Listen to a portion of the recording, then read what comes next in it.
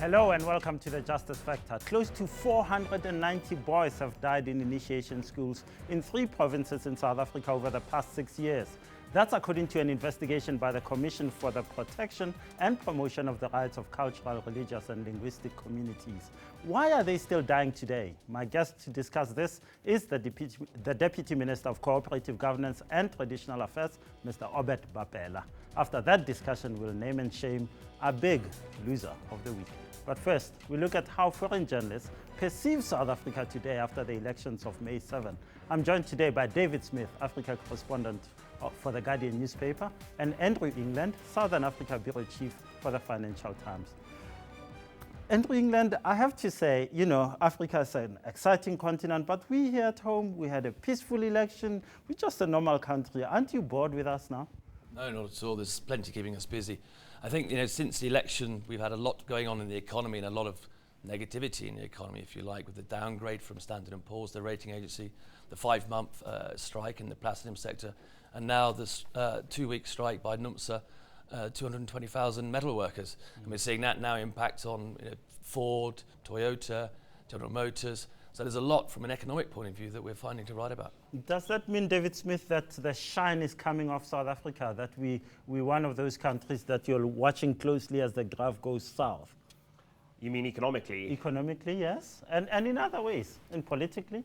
I write about economics less than Andrew, so that's a story, but I think there's a long way to go yet before we could say this is an economic disaster. I mean, sort of relative to other situations. But yeah, I mean, journalistically, when I think of the 4 big economies in Africa: Egypt, Nigeria, Kenya, South Africa, this is arguably the least newsy right now, because in Nigeria we've got Boko Haram and the kidnapped schoolgirls, Kenya, terrorism, Egypt has obviously been massive. So in that sense, South Africa is relatively peaceful and stable. But I should be happy with that. I should be saying this is great, because it means that we are not in trouble. I mean, if you mentioned Boko Haram, whoa, we don't have that there. We don't have that here. Yeah, that's great. And I think I was talking to a sort of veteran foreign correspondent recently who said, reflecting on 20 years of democracy and Nelson Mandela and so on, if it had gone wrong, this could have been in Iraq, this could have been in Syria, and it's not. And so there are undoubtedly massive problems, and we should never underplay them in terms of a strike that went on for 5 months. But in relative terms, it's clearly not as catastrophic as some of those other situations. And England, when you're on the phone to your bosses in London, do they find it weird that people like me and others write all these stories about, the economy is tanking and so forth? Are we a bit too hard on ourselves? Do we appreciate enough what we've got? I don't think you're being too hard on yourselves. I think South Africa's a very important country. It's got a huge stock market, very well regulated. It's got a lot of very serious companies here. So there's a lot of international attention on the country. And South Africa, we judge it on what it is. It's the continent's most developed economy, the best regulated and one of the biggest traded emerging markets. So it is a serious economy, and that means you're going to get more attention than some of the other economies. Okay, let's look at some of the stories that you guys have written about. Let me start with a very high-profile one, David Smith.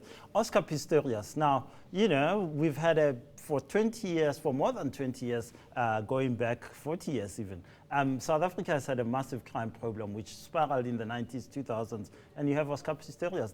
Does that reflect negatively on South Africa?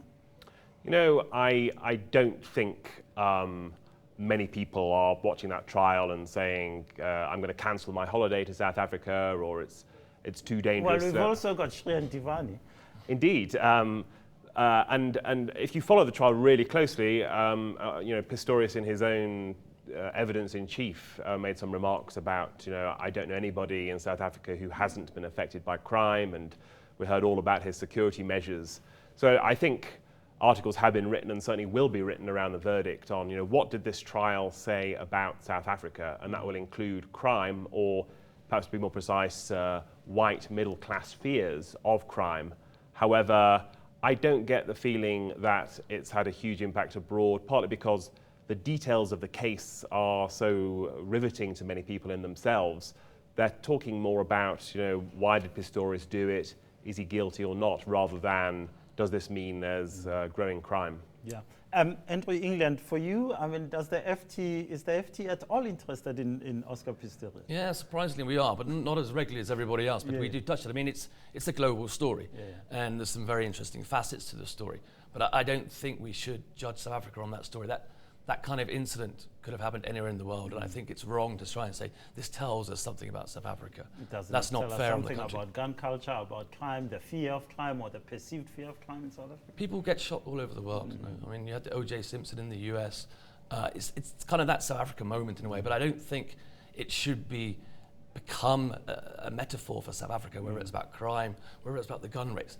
I think we should look at it very much in an isolated context.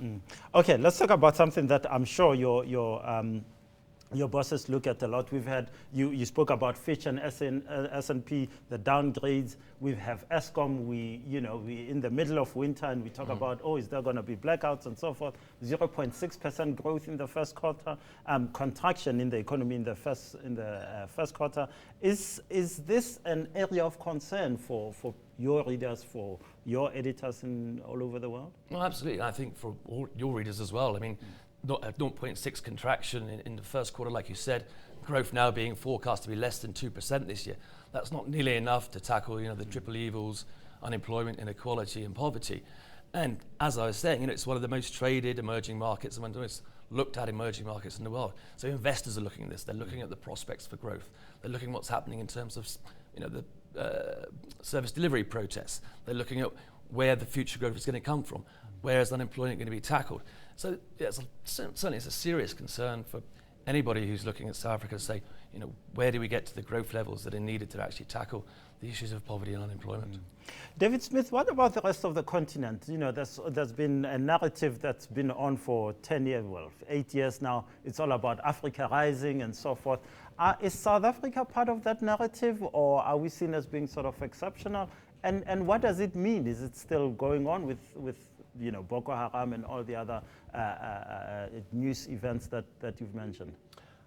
South Africa is not part of the narrative in the sense that the growth figures just do not match up with some of the real high flyers like Rwanda and Ethiopia and numerous economies. But that said, and when I asked Pravin Gordhan once about that, he replied inevitably enough, but obviously those countries are starting from a much lower base. I mean, it's hard to grow an economy like South Africa at that rate.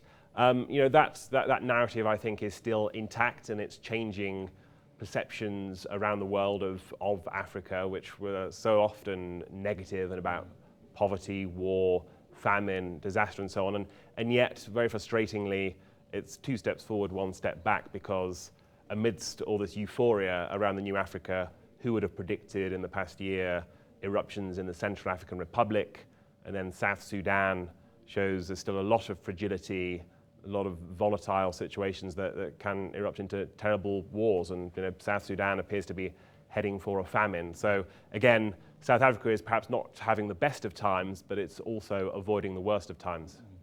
And England, you get 5 seconds. I want you to tell me, when your readers speak to you, your editors speak to you, what do they say about South Africa? What are we doing right? What are we doing wrong? And what should we fix? I think we have to be very clear. There's a lot of recognition about how far the country's come since 1984.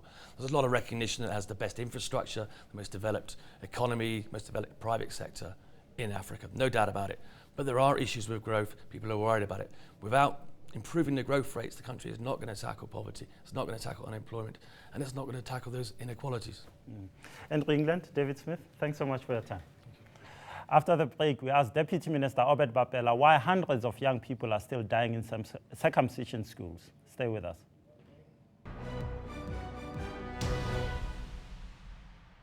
News that moves. ENCA.com.